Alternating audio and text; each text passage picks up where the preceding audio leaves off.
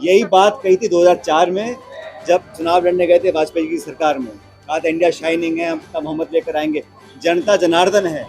व्यक्तिगत रूप से बोले, मैं तो विधायक हूँ, मुझे चुनाव लड़ने की क्या आवश्यकता है। लेकिन यदि और मैं ये भी सोचता हूँ कि अभी जिस पूरे प्रदेश में घूम घूम के जितने जो प्रत्याशी होंगे उनके पक्ष में प्रचार करने की जिम्मेदारी यदि मुझे मिलती है तो ज़्यादा अच्छा रहेगा।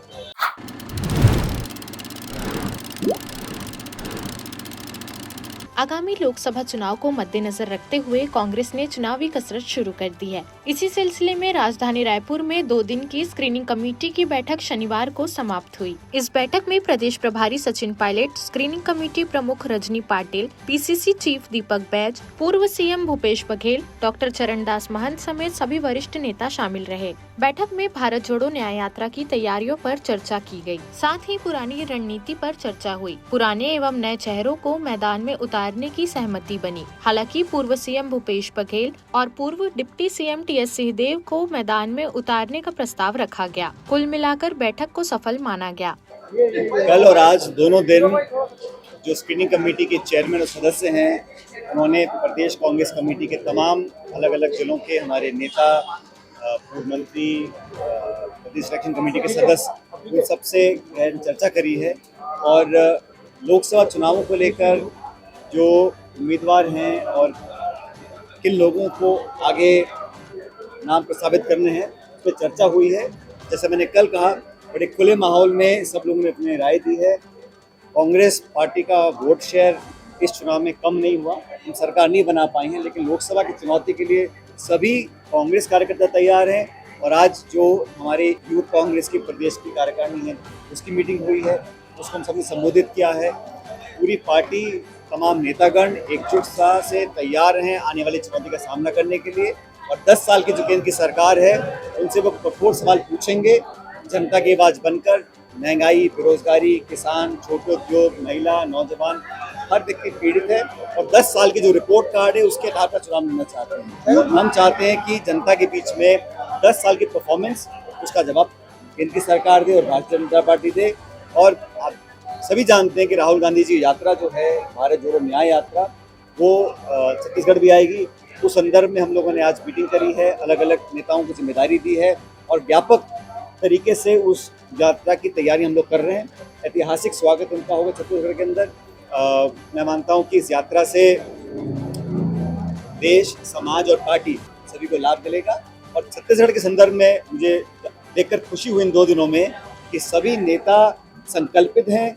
हमारा उद्देश्य है कि हम, जैसा आप लोगों ने मुझे पहले दिन पूछा था, हम इतिहास बनाने के लिए आए हैं और यहाँ पर उन तमाम सीटों को जीतेंगे जहाँ पर कांग्रेस पार्टी के उम्मीदवार हम उतारेंगे। मैंने भी लिया है, मैंने भी लिया है। तो अखिल भारतीय कांग्रेस कमेटी अगले हफ्ते 10 दिन के अंदर दिल्ली में चर्चा कर नाम को शॉर्टलिस्ट करेगी। और हम सब चाहते हैं कि इस बार जो लोकसभा के उम्मीदवार हैं, उन लोगों के नाम हम समय रहते डिक्लेयर करें, ताकि प्रत्याशी को उतने बड़े इलाके में अपना प्रचार करने का पर्याप्त समय उनको मिले। नेता छोटे बड़े नहीं होते, नेता वो है जो क्षेत्र में उपयोगी हो और पार्टी को जीत दिला सके। आज कांग्रेस पार्टी चाहती है कि इंडिया अलायंस मजबूत रहे और जहां कांग्रेस पार्टी उम्मीदवार उतारेगी वो जिताऊ होगा। उसमें से नौजवान भी होंगे, अनुभवी भी होंगे। सब लोगों को जो जीतने वाला उम्मीदवार होगा उस पर सहमति बनी है कि उसी व्यक्ति को मैदान में उतारा जाए। विधानसभा का चुनाव पूर्ण हो गया। हम सब चाहते और उम्मीद करते थे सरकार हमारी बने, और इस बात का दुख के सब लोगों को है कि हम सरकार नहीं बना पाए। और अब आने वाले समय हमें आगे देखना पड़ेगा। हम लोग आशावान हैं, पॉजिटिव हैं, सकारात्मक सोच को लेकर आगे बढ़ रहे हैं।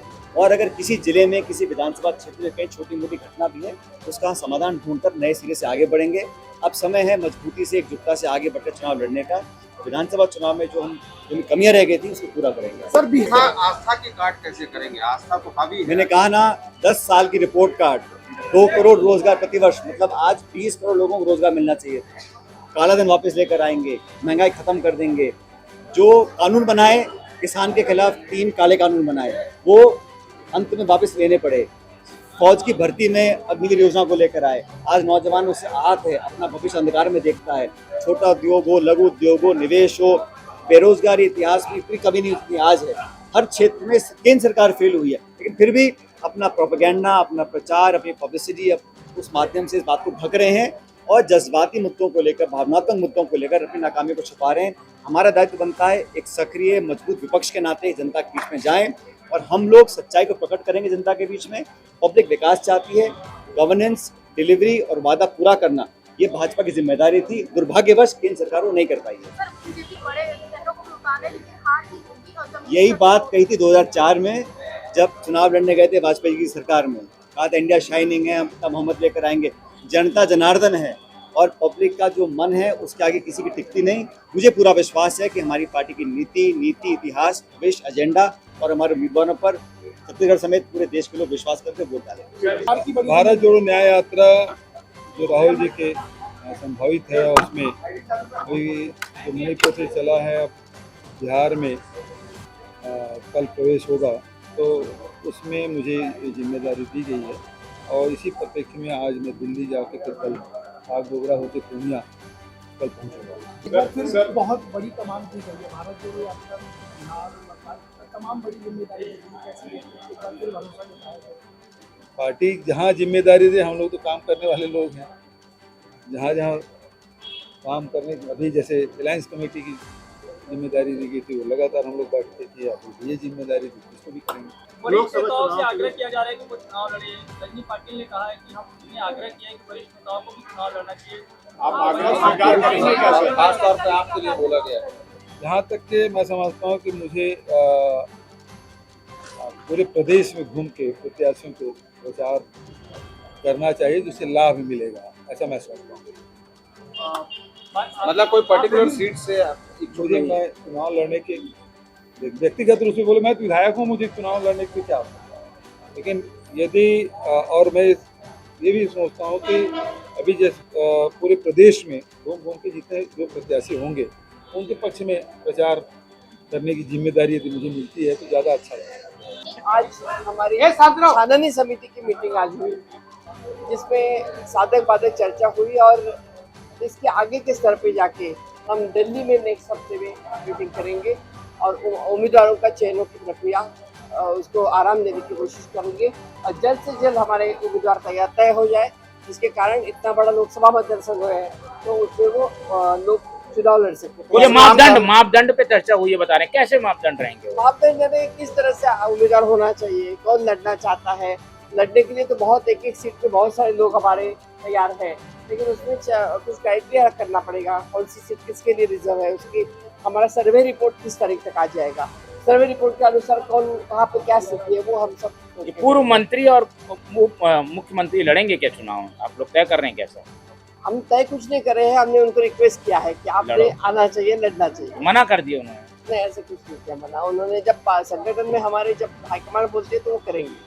ऐसा है कि मुख्यमंत्री रह चुके हैं तो उनको लड़ने की आग्रह करेंगे सब लोग। ऐसे दो चार अगर दबंग लोगों को हमने अंदर नीचे लिया तो हमें लगता है कि चुनाव के लिए रंगत आ जाएगी और हमारे लोग अच्छे से चुनाव लड़ पाएंगे। लेकिन आगे क्या होता है वो हमारे संगठन की मीटिंग में जब होगा तो तय होगा।